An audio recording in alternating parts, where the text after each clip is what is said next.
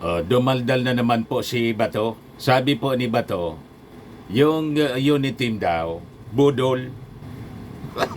Yan sabi rito mga kababayan sa balita ng Politico News.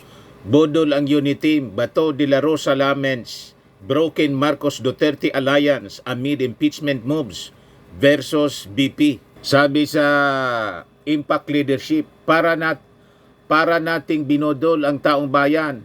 Bato calls unit team a scam amid Marcos Duterte falling out. Unang-una, Senator Bato, the Senator of the Dutertes, hindi man ang mga Filipino, kasi ang pinaglilingkuran po ninyo, ang mga Duterte man lang, abang nagsisweldo kayo sa ating mga mamamayang Filipino through the taxes of the Filipino people. Pinaglilingkuran ninyo, interes ni Duterte, interes ni Pacquiao. Ang nanggugulo po, Senator Bato, kaya nagka-falling out na sinasabi mo. Kayo, ang kampo ninyo, si Duterte mismo, si Digong, at saka si Inday. Ang falling out po, ang may kagagawan, wala mang iba po, hindi man po ang Pangulo. Ang Pangulo nga po sabi, never say never. Sino ang umalis sa unit team? Pinaalis ba si Sara Duterte? Hindi. Kanyang desisyon yon kasi nagagalit siya. Nagagalit siya kasi hindi niya nakuha yung gusto niya. Yung mga demands po niya, imposible man po na ibigay ng ating Pangulo kasi mga kababayan, at stake ang national security. Imagine, ang gusto niyang kuning posisyon, DND Secretary, tuwang-tuwa niyan si Xi Jinping. At hindi po ang Pangulo ang nangaaway kahit inaaway-away po ninyo. From the very start, nagkakandidato palang mga kababayan sa pagkapangulo, si BBM, tinawag na ng inyong among si Digong na may adik tayong kandidato. Kayo nagsimula po dahil sa masasama ninyong ugali at mga baseless accusations. Pagkatapos sasabihin ninyo, yung unit team is scam. Unang-una, ang desisyon ng pagkikipag-unit team galing kay Sara Duterte. In-invite siya. That is normal in politics. Pero before natin builuhan mga kababayan yung discussion dito sa mga akusasyon nila, click subscribe muna dito sa ating YouTube channel and hit the notification bell para lagi po kayong updated sa mga kaganapan dito sa ating bansa. Like and share na rin po ninyo ng ating video at huwag na rin po ninyo na skip yung ating mga commercial ads para tuloy-tuloy lang ang pag-unlad ng Bagong Pilipinas. At itong ating programa mga kababayan, atid sa inyo nitong ating mga sponsors.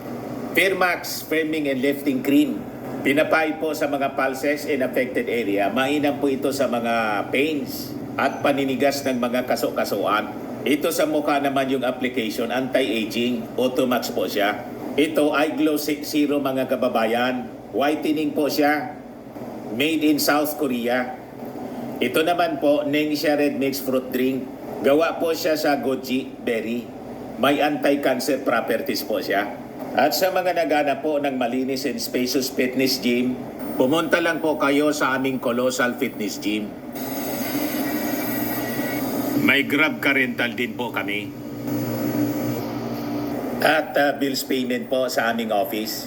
At saka sa mga mahilig po sa mga imported bags, manood po kayo sa live selling ni Madam Eileen Rosales sa kanyang Eileen Closet po. Pati mga shoes, ito yung kanya po. Ito yung kanyang page. Kita ninyo, napakagandang mga online selling po siya. Si Madam Eileen Rosales. Cellphone number niya po, 773-798-7816. Balikan natin ang ating kwento mga kababayan. Kailangan basagin natin yung mga propaganda ni Senator Bato. Kasi pinalalabas nila mga kababayan, biktima sila ng pambubudol ng ating Pangulong Bongbong Marcos. When in fact, ang katotohanan po, sila yung budol. Pumayag si Sara Duterte sa unit team. Nakipag-unit team siya. Pagkatapos, pagdating ng oras, yung kanyang barkada po na si GMA, imagine, makipagsabuatan po para tanggalin si Speaker Martin. Papayag bang ganon ang ating Pangulong Bongbong Marcos? Hindi po paiisa kasi sa inyo. Alam ng Pangulo ang agenda ninyo po. Hindi lang nagsasalita.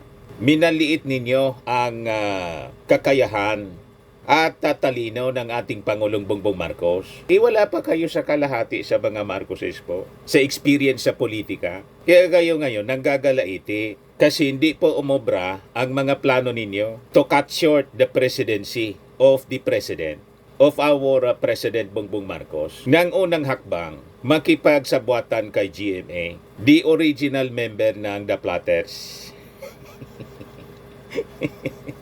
Inagsumbong yung mga congressmen. Ayon, doon nagsimula ang galit ni Sara Duterte na booking yung Plan B. Huwag kami ba to? Na booking yung pambobodol ninyo. Ngayon, sinasabi ninyo na bodol yung unit team. Ang nangaaway po kayo. Ang ating Pangulo, mga kababayan, nandun lang sa agenda ng bagong Pilipinas ang pagpaunlad sa ating bansa. Kaya nga po itong impeachment na sinasabi ninyo, ayaw man ang Pangulo po. Nagsabi na yung ating Pangulo. Pagkatapos sasabihin ninyo, dahil sa impeachment, yung unit team is scam.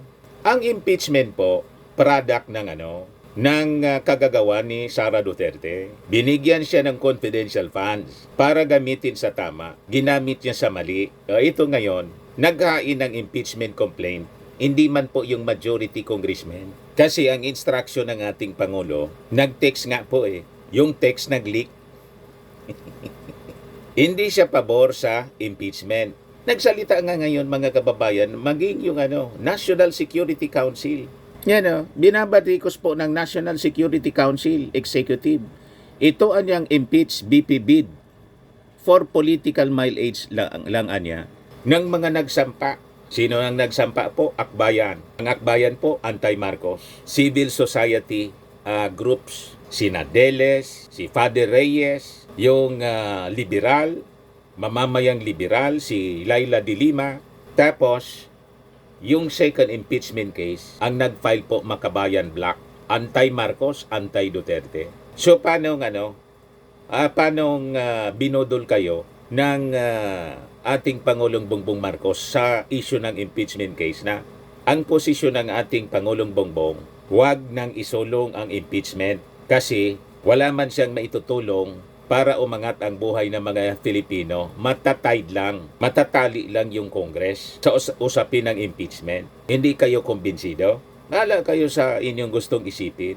Pero yung ating Pangulo, yun ang posisyon, napakalinaw. Kahit nga yung NSC, nagsalita na po. Yung INC, sumusuport sa posisyon ng ating Pangulong Bongbong. Nagagalit nga yung napakaraming mga mamamayang Filipino ngayon kung bakit gano'n na lang kamartir.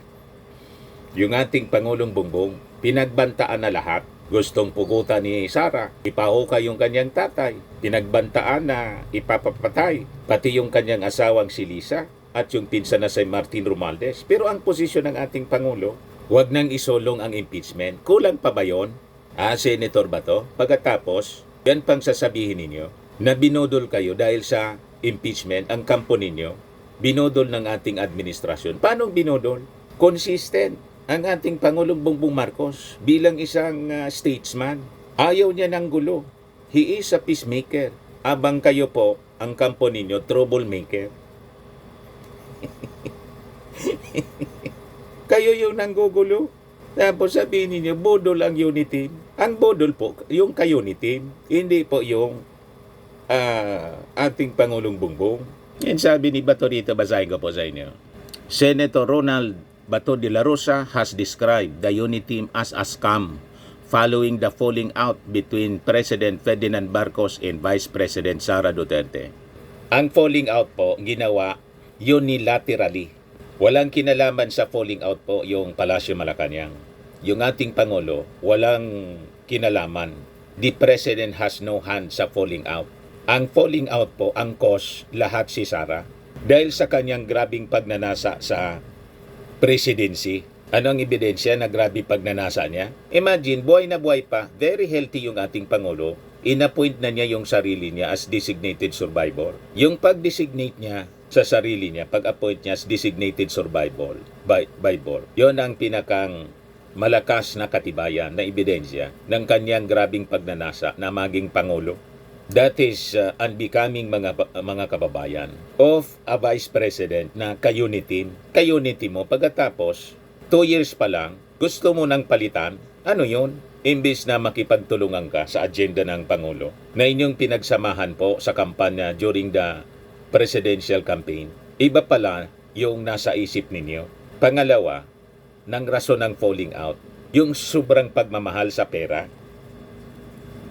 the love of money, yung confidential funds. Lahat ito kasalanan ni Sara. Wala man nagsabi sa kanyang waldasin yung pera. Kasi po, ang pondo ng gobyerno dapat, alam niya, matagal na rin siyang mayor. Nag-vice mayor, nag-mayor. Baka kasi sanay. That is the pattern ng kanilang pagastos in Davao. Walang nagsabi sa kanya na magrenta siya ng safe houses ng halaga po 45 to 1 million a day.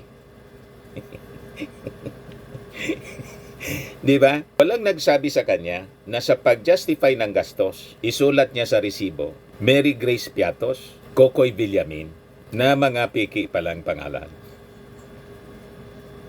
Sino ba nag-udyok sa kanya na ganon? Lahat ito kagagawan niya. Sabi ko nga po, si Inday, hinukay niya yung sarili niyang libingan. Lahat ng turubol ng kanyang kinasadlakan ngayon,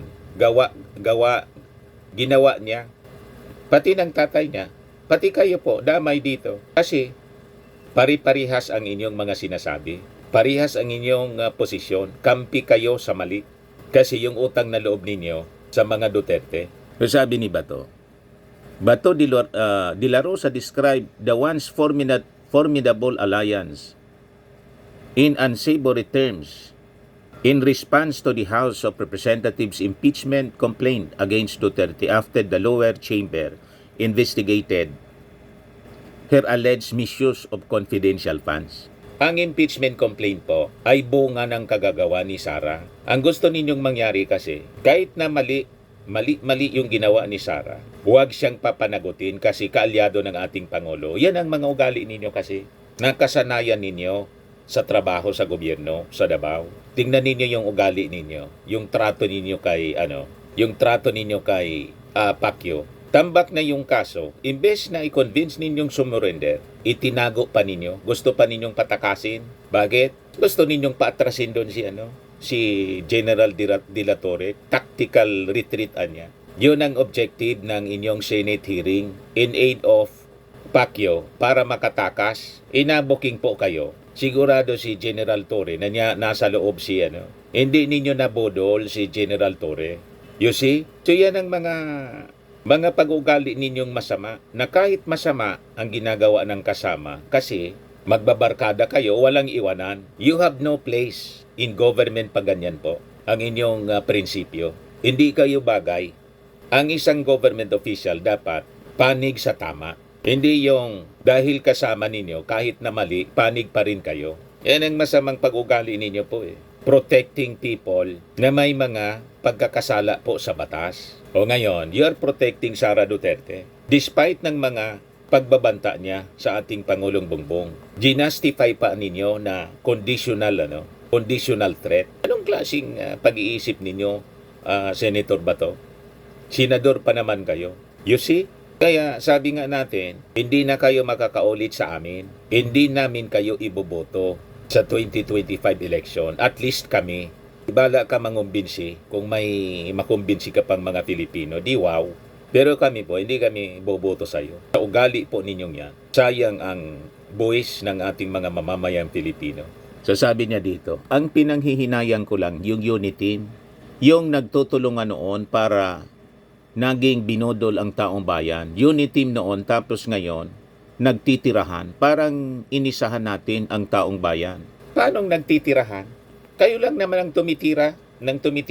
Sino ba yung umatake ng umatake? Sino nagsimula ng gulo? Di ba yung amo mong si Digong? Kampanya pa lang, inaakusahan na niya yung ating Pangulong Bongbong na adik. May adik tayong presidente. O may tumatakbo na presidenteng gumagamit ng pinagbabawal na gamot. Ang pagsabihan mo, yung amo mo, ang pagsabihan mo si Inday, si Sara Duterte ang pagsabihan mo. Sino ba yung nagbanta ng nagbanta? Sino ba yung nagsabi ng tambaloslos? Sino yung gustong magpahukay? Sino yung gustong mamugot? Sino yung nagmura na nagmura? At pinagbantaan yung ating Pangulong papatayin niya? Si Lisa Marcos pati si Martin Romualdez. Sino? May narinig kayong ganyang mga pagbabanta galing kay Martin Romualdez? Galing sa ating Pangulo? Galing kay Lisa Marcos? Di ba wala? Yung ating Pangulo, hindi nga nagsalita po doon sa pagpahukay sa kanyang tatay. Hindi nga nagsalita nang ini-imagine ni Sara Duterte na tanggalan ng ulo ang ating Pangulo. Hindi na niya pinatulan. Pero sumobra siya ng pagbantaan na ang kanyang buhay. Pati si Lisa, pati si Martin. Sabi ng ating Pangulo, papalagang ko yan. Tama lang po. Pero yun lang ang sinabi. Wala nang iba. Pagkatapos sinulong yung impeachment. Ang sumulong ng impeachment, nag-file po, hindi man niya kakampi, hindi niya kaalyado. Civil society, in-endorse ng Akbayan. Yung pangalawa, Makabayan Black, in-endorse ng AK Party List Congressman, Makabayan Congressman na anti-Marcos. Pagkatapos, tinuturo ninyong nasa likod yung ating Pangulo, nasaan ang tamang pag-iisip ninyo dyan. Imagine, nag-announce pa yung ating Pangulo. Napakamartir na ng ating Pangulo. Despite ng pagbabanta sa kanya, may nagsulong ng impeachment. Kung iba-ibang Pangulo po, hindi na lang kikibo, hayaan na lang po yung impeachment. Pero nagsalita siya. Ayaw niya kasi ng gulo. Ang nanggugulo po ang kampo ninyo. Walang tigil sa panggugulo. Kaya yung fallout po, ang author niyan, yung kampo po ninyo. Ang author si Digong, ang author po, si Sara Duterte. Walang away po. Ang mayroon po ng aaway. Ang ating Pangulo hindi po nakikipag-away sa inyo. Ayaw patulan po ang mga tantrums ni Sara Duterte. Naintindihan niyo na ba to? Kaya nga lagi natin kinukorek dito yung sinasabing away ng dalawang kampo. Wala pong away ang dalawang kampo. May kampo pong nang aaway lang. Ang administrasyon ng gobyerno po, hindi po palaaway. Ang palaaway po kayo. Kaya kung may nambudol man po sa unity, wala sa lado ng ating Pangulo. Ang nambudol po, nakipag-unity pala si Sara, pagkatapos, mang-aaway man lang siya dahil sa confidential funds, dahil sa pera, dahil sa kanyang personal na ambisyon. Napakalinaw po. So sabi niya rito, De La Rosa said he is already expecting the House to impeach Duterte and forward the articles of impeachment to the Senate, which will have no choice but to convene as an impeachment court and hold a trial for Duterte. I am expecting for the worst. Magkaroon talaga ng impeachment. From the very beginning, nakaplano na ang impeachment na yan. Hindi naman yan mag-imbestiga kung walang balak na impeachment. Ang planong impeachment na buo dahil sa mga impeachable offenses na ginawa ni Sara. Kung walang impeachable offenses na ginawa siya, na nakita ng Congress, lalo ng minority, di walang kasong impeachment. Kaya kung ma-impeach si Sara at matanggal po, walang kinalaman po yung Palasyo Malacanang. Ang nagtanggal sa sarili niya, siya, tulad ng pag-resign niya, hindi man siya pinare-resign, pinagpapasinsyahan siya kahit na hindi siya nagtatrabaho. Cabinet Secretary siya, DepEd Secretary, alter ego ng ating Pangulo. Pero ang sigaw niya, iba, nandun siya sa sumisigaw, mga kababayan ng Marcos resign. Pinasinsyahan siya. Pinaalis ba siya ng ating Pangulo? Hindi ba hindi? Inapoint pa nga siya as caretaker. Kaya lang sumubra na. Gusto nang lusubin yung Palasyo Malacanang ng mga nagrarally na ananggatong po si Harry Roque, pati si Digong. Tapos nandun siya, nagsiselfie-selfie. Kahit hindi siya nagsasalita, actions speak louder than words. Ang ibig sabihin, approve niya. Pumunta nga siya doon eh. So napakahaba ng pasensya sa inyo ng ating Pangulong Bongbong Marcos. Inabuso ninyo. O tapos nag-resign siya. Pag-resign niya, dumaldal na siya ng dumaldal kung ano-ano nang pinagsasabi, parinig sa ating Pangulo. Pero hindi pa siya sinasagot. Hanggat sumubra na, magbanta na sa buhay ng ating Pangulo. Gusto nang ipapatay. Kaya pumalag yung ating Pangulo. And comes the impeachment case filed by the minority. Kumbaga, yung minority siguro, magkabayan kasi anti-Marcos, anti-Duterte ito, nagsamantala na rin sila. Hoping, dahil sa mga pinagagawa ni Sara Duterte, ito na niyang pagkakataon na makumbinsi natin, pati yung majority sa Congress. Kasi nga, nag-iimbestiga. Pero hanggang ngayon, wala pa pong posisyon yung majority sa members ng Congress. Wala pa silang consensus. Pinag-aaralan nila Kung ikabubuti pa ba ng mamamayang Filipino na diretso nang ipa-impeach itong si Sara Duterte kasi laking problemang dinadala niya sa buong mundo. Pinahiya niya ang Pilipinas, pati ang kanyang opisina, Office of the Vice President. Siya ang nakakitang Vice Presidente. Pagbantaan mo yung Pangulo, yung Pangulo mo mismo, pagbantaan mong papatayin. Pinagpiestahan po ng mga media outlet sa buong mundo. Ano yan nangyayari dyan sa Pilipinas? Yung Vice Presidente gusto nang mamugot ng Pangulo. Gusto nang ipa-assassinate yung kanyang. First time na mangyari yan sa history natin po. Kahit sa buong Asia, wala mang ganyan po. Tapos sasabihin ninyo, conditional threat ang ginawa ni Sara. Sa husgado na lang kayo magpaliwanag. Sagutin ninyo sa NBI. Kasi yung DOJ magpa-file sa inyo ng kaso. Magpa-file kay Sara. Hindi magtestigo ka, magsalita ka doon sa investigasyon ng NBI kung kausapin ka. Malamang hindi ka man kausapin. Ang kakausap sa iyo yung ICC. Pinopos na ngayon ni Congresswoman Jinky Luistro na bumalik na tayo sa ICC. Sabi ni Bato, alam naman natin na impeachment is a political process, not a judicial process. Saka chances are, lalabas talaga ang political color mo. Paantong sa kampihan, political process yan. Of course, kung gusto mong kampihan, yun naman talaga yung mangyayari niya. Pero sabi ni Chis Escudero, they will be objective as they can, as much as they can. Yan ang pakiusap niya siyempre sa kanyang mga kasama. Kasi parte ito ng kanilang mandato, trabaho. O ngayon, yung ating mga mamamayan naman, dahil sa ugali ninyo, hindi man po na umaasa na magiging objective kayo. Siguradong kampi kayo kay Sara. Kayo ni Bongo, ni Robin, pati si Amy Marcos. Isama na ninyo. Wala kaming paki sa inyo. Other senators pwedeng kumampi sa inyo din. Tingnan na lang natin kasi ultimately, ang lahat ng mga kakampi po sa inyo, at least kami, mga kababayan na malinaw ang pananaw sa mga isyong ito, hindi po kayo iboboto. Lahat ng kampi, hindi namin iboboto. Ikakampanya namin na hindi iboto kasi sayang ang boto namin sa inyo. Nanggugulo lang kayo sa ating bansa. Kayo ang kampo ninyo, punot dulo ng gulo. Sabi niya rito, it is now up to the President if he will do more than just send a text message to the lawmakers under the leadership of his cousin Speaker Martin Romualdez to junk Duterte's impeachment complaints. Words must be compensated with action. Dapat hindi lang hanggang text. Dapat may aksyon talaga para hindi natin nasabing lip service yung text na yan. So, ang gusto mo, diktahan ng ating Pangulo, ang Kongreso. Hindi yung gagawin ng ating Pangulo. Ang ating Pangulo, may respeto po sa independence ng Congress at tulad din ng kanyang respeto sa independence ng other branch ng ating gobyerno, yung judiciary. Siya, nagpasabi lang. Yan ang aking reading mga kababayan. Ang ating Pangulo po, nire-respeto niya yung democratic institutions. Kaya pag pinakinggan mo yung mga interviews sa ating mga congressmen, ang sabi nila, kahit mag-rally yung INC, nagsabi na ng posisyon yung ating Pangulo that he is not in favor of the impeachment move labang kay Sara Duterte. Ang sabi ng mga congressmen tulad ni Jinky Luistro, ni Paulo Ortega, ni Conggon, may mandato sila. Na pag may nag-file po, in this case po, hindi man sa kanilang hanay ang nag-file, yung mga kabayan black, kailangan nilang i-deliberate, kailangan nilang i-process. They have to discuss it. Pag hindi, ang ibig sabihin niyan, they are remiss of their duty as mandated by our Constitution.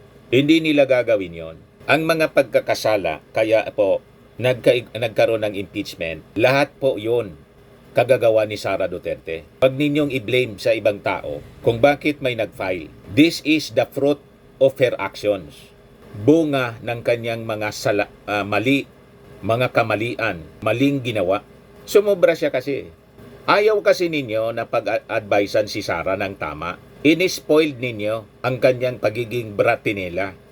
Sumagdosa siya sa kanyang mga pagkakasala. Biniblim ninyo ang ating Pangulo. Akusa kayo ng akusa, banta kayo ng banta, daldal kayo ng daldal, mura kayo ng mura, gasta kayo ng gastang walang pakundangang paggasta ng confidential funds. Ngayon na na-booking, gusto ninyo, walang aksyon na gagawin yung mga responsible officials natin. Masyado kayong abusado eh. O ngayon, itong statement mga kababayan ng National Security Council just reinforces the position ng ating Pangulo. Yan o. NSC Executive impeach BP bid for political mileage.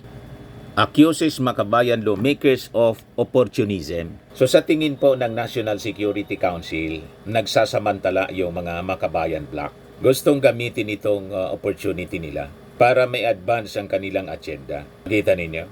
So sabi po ni NSC Assistant Director General Jonathan Malaya, Makabayan calls for impeachment niya. Very clearly, it is political opportunism and for political mileage. So sabi po ni Malaya, the position of the NTF-ELCAC, National Task Force to End Local Communist Armed Conflict is very clear.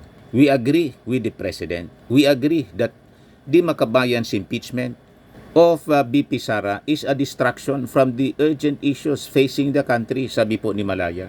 The President is correct. It will tie down the Senate in the House. The President is just concerned with addressing the needs of the Filipino people. So, ganun po kamartir yung ating Pangulo. It is service to the Filipino people above self. Despite ng mga pagbabanta sa kanya, pagbabanta na papatayin siya, hindi na niya yun inisip.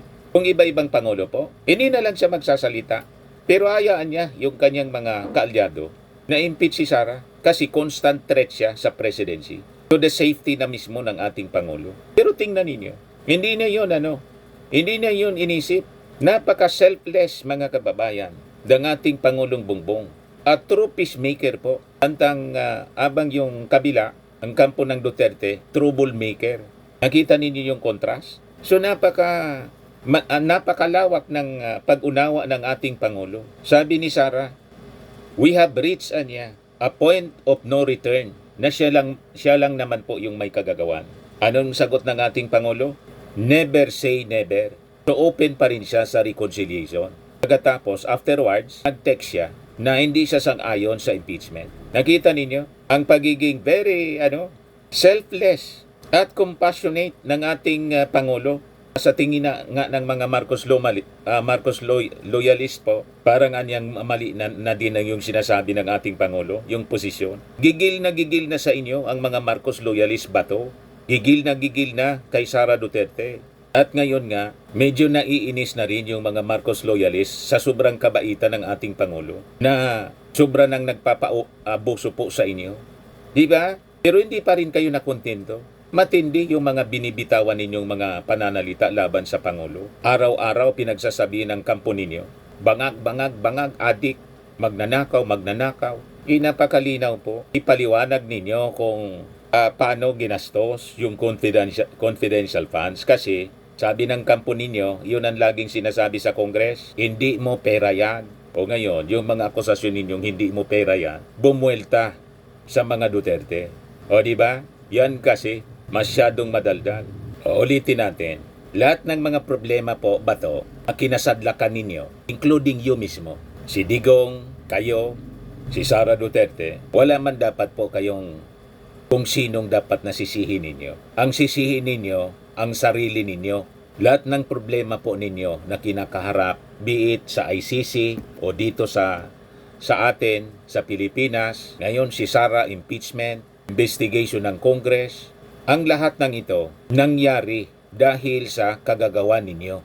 Kagagawa ni Sara, ka-unity siya, inaway niya yung ka-unity niya. Tinawag niyang tambaluslos si Martin Romualdez, pinag-ambisyonan ng kaalyado ni Sara na si GMA, ang Speaker of the House, inakyos ng kampo ninyo ang Congress na magnanakaw.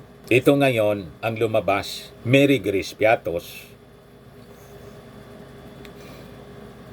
Bumuelta lahat, mga kababayan. Bumuelta lahat yung inyong mga akusasyon. Bumuelta, sumabog sa pagmumuka ninyo. Kaya, kayo ang may kasalanan lahat sa mga problema ninyong kinakaharap, including yung problema ninyo sa ICC. Kung hindi nangyari yung AGK Walang kaso sa ICC. O ngayon, may move na sa Congress, at least one member of Congress, si Jinky Luistro. Ibigay ko po sa inyo. Yan si Jinky, a rising star in Congress. Sabi niya, it is imperative niya for the Philippines to rejoin ICC as last resort to domestic justice system.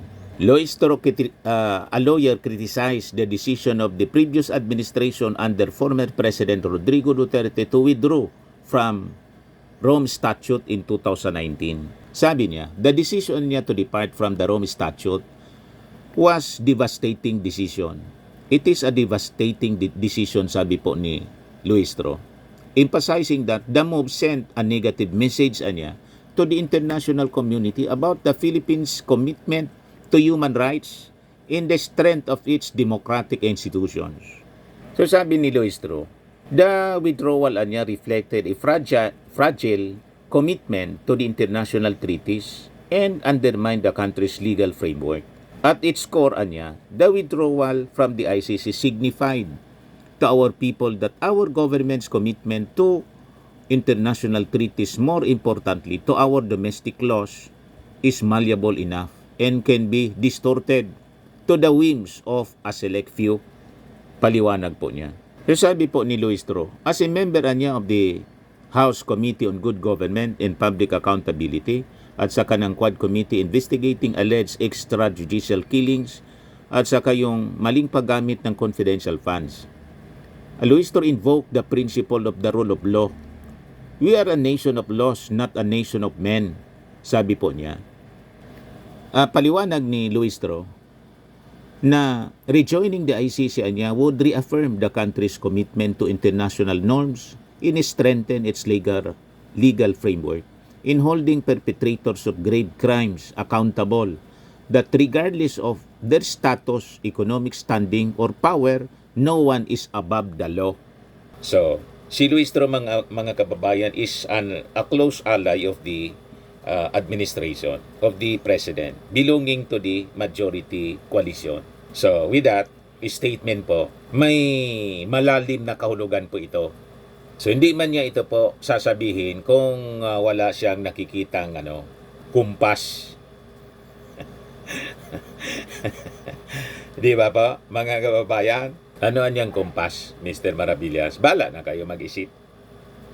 Basta, as an ally of the administration, ako sa tingin ko lang po, hindi man niya ito sasabihin kung walang malalim na ibig sabihin. Tama ba?